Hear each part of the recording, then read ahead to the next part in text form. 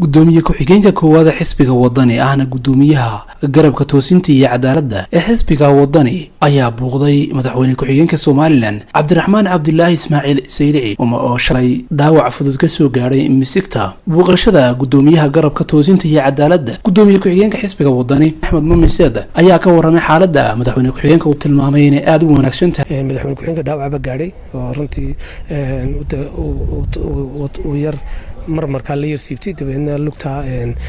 bidixda ayaa dilaac yar gaaray runtii hadda waan soo siyaartay aad buu u fiican yahay waan u ducaynaa insha Allah ilaahay inuu caafimaad degdeg siiyo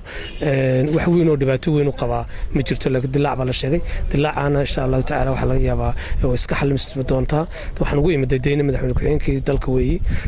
inaan anigu gudoomiye garabka toosinta cadaaladda xisbiga wadani gudoomiye ku-xigeenka koowaad wadanina inaan soo siyaarto oo booqashadaas ay tahay booqasho siyaaro maadaama uu dhaawac yar gaaray marka waan soo siyaartay waan u ducaynayaa aad iyo aad buu runtii u fiican yahay madaxweyne ku-xigeenka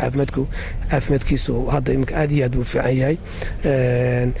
dhakhaatiirtii baana kulley go'aan ka gaari doontay haddii ilaahay